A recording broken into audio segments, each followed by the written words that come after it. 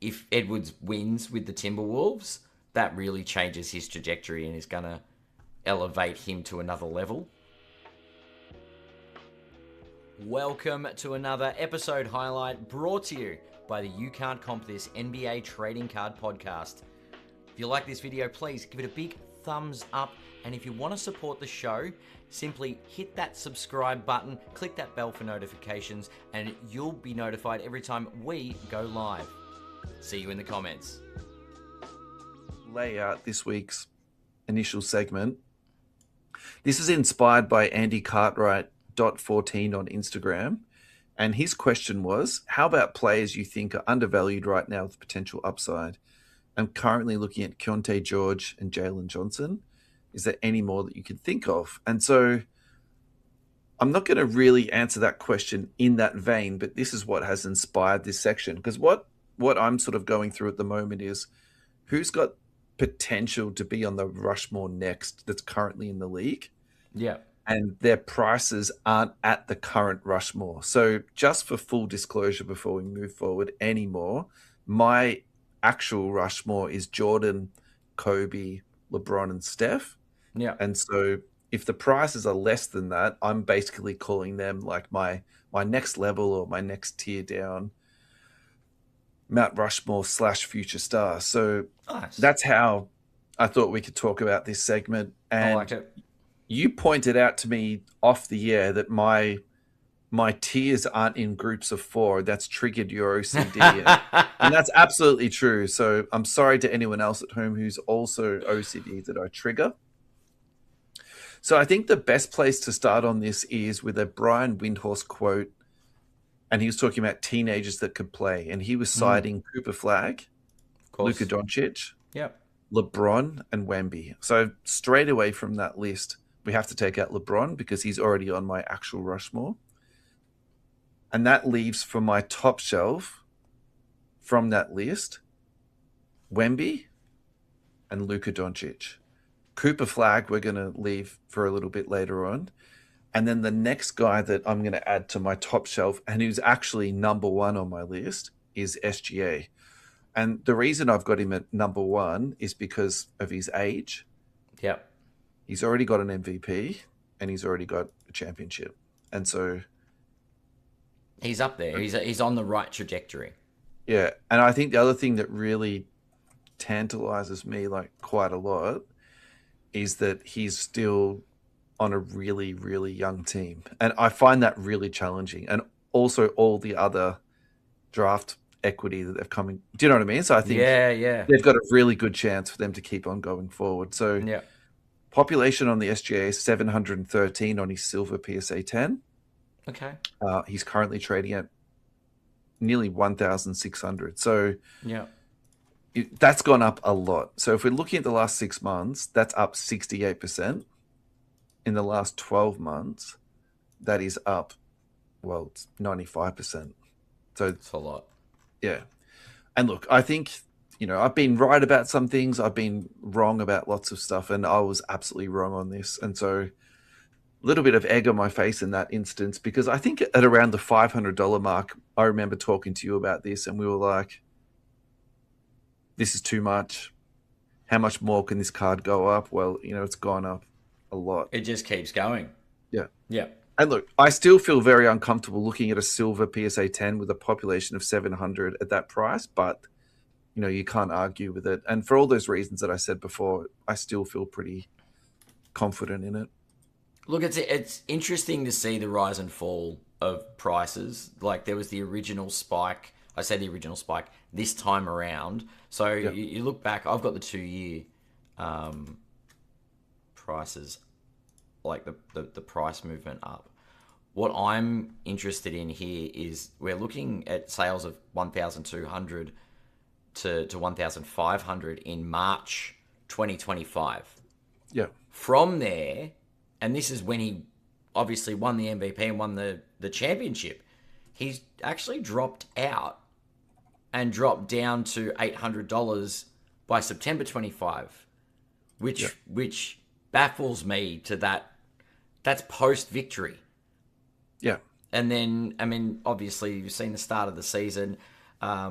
He's come out like a bull out of a gate, and yeah, obviously leading the MVP race at the moment due to a few people falling out of the race as well. But whatever. But yeah, you're right. Now he's back up at that 1,500 mark. So I don't know. Maybe there is a bounce back. Maybe this is the market stabilizing on him. Mm. Yeah, it's really interesting, man, isn't it? So the next one on my list is Luca. Yep. And I've got him further down the ladder, if you want to use that analogy. Yeah. And the reason I've got him further down is no MVP, no championship. And I think if we're talking about we're working on it. Sports cards in particular, yep, the population on his silver PSA 10 is insane. Would you like to try and have a guess at where he's currently sitting at? I've got it up on the screen. Ah, okay, well. 2,410 is my guess. Yeah. So basically, for people at home, that's nearly 4 times higher than what the SGA is, which I think is a really interesting discussion point because you've got one guy who's got the championship, got the MVP. It's arguably a rarer card, but it's the same price. So when I look at this Luca card, I actually get, yes, I had concerns about the SGA, but this gives me a lot more concerns on this very particular card. And so... Can I point something out, though? Yeah, go. He's older than Luca. He's a year older than Luca. Just to put it into context, SGA is a year older than Luka Doncic. How can I say this? I'm not discarding that fact, but I think both of them are still relatively young. Agree, 100%. A lot of people have still got time to go in their prime. I was watching some of the NBA. Some people were trying to guess Luka's age. There were players who were like, he's 29. They're like, no, he's 26. Yeah. Like, oh, he's 31. They're like, really? What? But he's just been around for so long. Yeah. They think he's in his late 20s. He's only just leaving his mid-20s. Yeah. So. Look, I think my hot take here has to be that that's a sell at 1,500. Really? Yeah, I just think with that population, man, the safer bet is SGA. Oh, population count-wise, yes. But, I mean, we can have the population count discussion with the next player as well. Yeah. All right. So just really quickly, the blue fast break to 175 with the Luca, that's currently trading at 5,000. Yes, I know it's a lot more money, but the population on that's just 76. So yeah, I think that, for example, I would be flipping out of silver, moving into something that's numbered and or lower pop. That to me makes a whole lot more sense. Next on my list is Wemby. I love this guy, but I very deliberately put him third. And the reason I have done that is because I do worry about his injuries, despite the fact that I think he is maybe the most talented out of these 3 guys. And I know that almost sounds a bit sacrilegious to say too. I just think the skill set that he has, we've never seen anything like this before. He's definitely a freak of nature. Yeah. The injury factor is probably the scariest thing there as far as prospecting on how long this career goes for, how much Wemby we actually get. He seems the most fragile in my mind. You're alluding to population, so I feel like you should walk us into this, man, because you're absolutely right. It's staggering. At the time of recording, we're not quite at the 5,000 mark, but we are damn near close. Current population count on the PSA 10 silver is 4,946. That's a lot. Yeah, that's insane. That is, and it gems at a rate of almost 62%. It's real funny because it's impossible to know how much stuff has been printed year to year.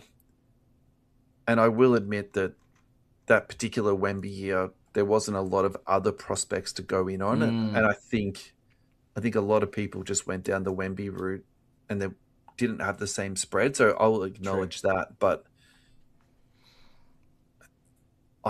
I wonder if there was 10x printed in 2023 versus like 2017. Oh, look, we were already the other side of the COVID lunatic stage where Panini were trying to print as much product as possible. So I still think they kept printing it. Yeah, 100%. There's no doubt in my mind that the print runs on the Wemby product were much higher. total population on this silver is 8,400. That is going to get to 10,000. There is just no way that does not get to 10,000. Yeah. I Which was is just looking at the population growth on the grades. Yeah, people are still grading them. They go up 10 to 15 a month.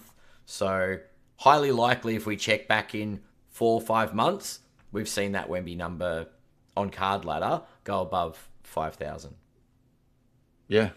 in the PSA 10s. So I think you're right. So when you say there's a population of 2,400 on the Luca and then nearly 5,000 on the Wemby, you're right. It doesn't make it look like that much, does it? But this doesn't make me want to buy it, though, Ad. It's relative to popularity, though. Right? So this is the other part of supply and demand. Understand that a low pop count, under 100 is amazing, under 1,000 is pretty good, over 2,000 is concerning, 5,000 is ridiculous, but they've all got very similar prices. This could be a matter of, and this isn't to, it's one of my opportunities to, and I don't want to discredit SGA. I don't think his hobby popularity is anywhere near as good as Luka and Wemby's hobby popularity. Yeah. I think the fact that Luka's now in Los Angeles has stopped the bubble from bursting, so to speak, because now all the Lakers fans are on board. They are it's a big market, a big passionate collector base, Lakers fans. So Luka to be part of that family, they're going to want a piece of it. I agree with you a lot on that. I think that even though SGA is the more logical person to be number one on my Rushmore, the hobby darling is Luka. Yeah. My issue with Wemby, and I do believe there's some darling factor on this guy, but I think this is going to be a very volatile asset. And if you go to the all-time on this, you can already see it's been up and down a little bit. And there was a buying opportunity and a buying window. Remember when he got injured last year? So it dipped. It went down. So I think a lot of people bought it. But I also think too, like this that's a very, very stiff price. Like, look at that. The card was selling for 2,500 on release. Yeah. Then it was down to like 600, 700. There's, sales around that. Now it's up to, 1.8, 1.7. Yeah. And so, I would be very, very cautious buying into that. If he does get injured, I think that will drop like a stone. How many years do you reckon his career's got to go for him? What does he need to achieve to make sure that the injury thing no longer becomes a concern, though? Because I think there's got to come a time where he's achieved enough. But, I don't know. Like, this is where I keep going back to Tim Duncan. It's like you've got a guy with a resume like Duncan. And it's like, what are you hoping for? Like, to be as good as Tim Duncan? So then why don't you just buy a Duncan rookie? Yeah, exactly. It's. Are you hoping that he's going to be better than Duncan? I feel like the hobby's more about the how they feel about the player rather than the accolades and achievements of the player. Yeah, and the current sort of grift that goes on to. So maybe I should have Tim Duncan on my top shelf instead of Wemby. Well, he's definitely not one of the young guns. It's the new age of collecting. Duncan had his shot. He didn't make Rushmore. Tier 2 is Cooper Flagg, Anthony Edwards, and Giannis. We're not going to talk about every player like we did on my Tier 1, but we'll really quickly look at Giannis because I think he's always the most interesting. You know what? I think he's an old player and shouldn't be on there. He's had his crack, and I think he's had his peak, and he's declining. Anyway, so my counter argument to that would be that he might be traded to Los Angeles, which if you get Giannis, I'm going to hate you almost forever, to be honest. New York is an option. And, of course, Miami's always trying to poach people. So this is currently trading at 7,500 and the population on this is 87. And I think that's why you have to at least consider this guy to be, Rushmore-esque. I think the value is all the way up there, and I think the population is delicious. There's nothing short of saying that. My next tier is tier 3. I've got Tatum, I've got Cade Cunningham, I've got Banchero. I think we should actually really quickly look at Tatum because he's been injured for a bit, so this can actually present you with buying opportunities. There's also some rumors that he's going to be coming back shortly. He's actually up the last 3 months. Really? I am fascinated by this. All right, so let's look at the last 12 months. He's up 15%. If you look at the last 6 months, he's up 35%, and the last 3 months, he's up 60%. That is insane. All right, we'll put some sanity back into it. I cannot believe that. I would have said this is going to be down 60% the last 3 months. I'm looking at the 2 year thing, and he's practically he's down 7%. Like he's pretty much that. Do you remember over the last couple of years we talked about him being the benchmark, Yeah, the yeah. pulse of the hobby? And I love that. No, he's still doing it though. Like the That's one of the prices have best now takes. recovered and stabled. I'd say that's one of our better takes, honestly, Ed. Like being injured for the whole year, And stable. Yeah. he stayed stable. I will take that every day of the week, by the way. It's Yeah. yeah. Look, Tatum's at a crossroads and needs to perform post injury though. Yeah. That's my take, and I'll go through my two waves on that. And I think there are a couple of players that are at that crossroad of their career. Yeah. My last one, just to be fun and not controversial, but just to, joke around a bit. VJ Edgecombe. I think that's just fun to put like a nice young prospect on there. I like He's it. he's balling, that kid. I love his game. I love his attitude. He's a competitor, so he's got an outside chance. An All right. outside chance. Look, I'm not going to go and reinvent the wheel. Except I did Rushmore in Rushmore-esque style. I've got two main categories, and then I've got my honourable mentions. They all come in fours.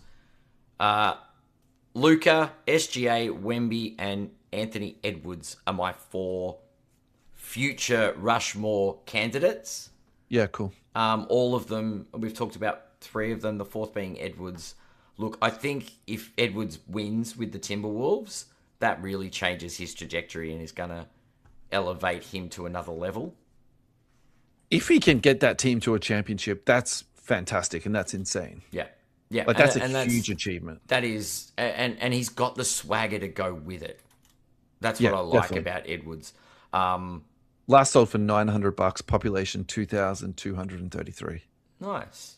Yeah. The second wave, I've got Tatum in here. I don't have Giannis because in my view, Giannis has hit his peak and That's fine. his career's established. I don't think he's ever getting to Rushmore. Because I put the asterisks on LeBron, not Steph. I put Kobe, Jordan, Steph as locks for Mount Rushmore in the hobby aspect. But LeBron could fall off, and who usurps LeBron? I don't see Giannis doing it. Just because he's on the downward trajectory of his career.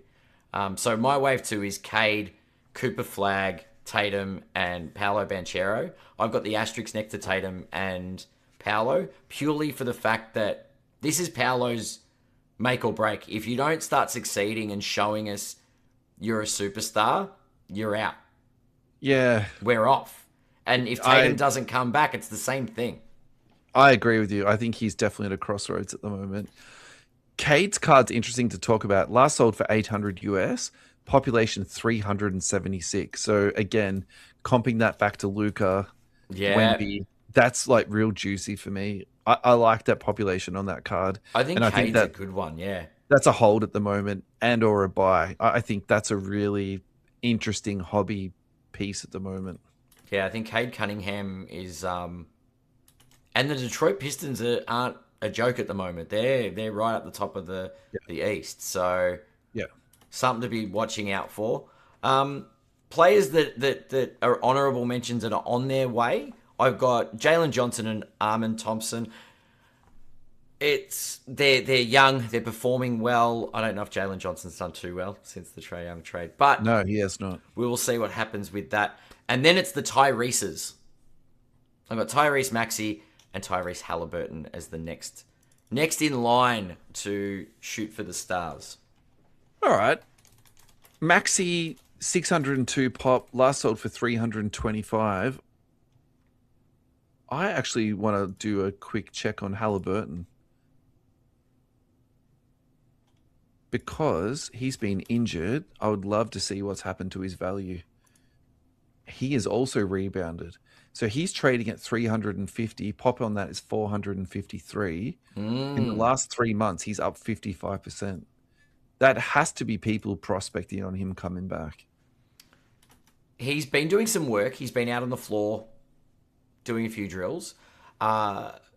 He did make an appearance on LeBron James's podcast, having a chat, filled in for Steve Nash. They had a chat. It was actually quite a good listen. But he's in the media a little bit. He's talking through. I think he's actually making his presence felt. So maybe that is a rebound. Because I think he will rebound well coming back from injury. Yeah.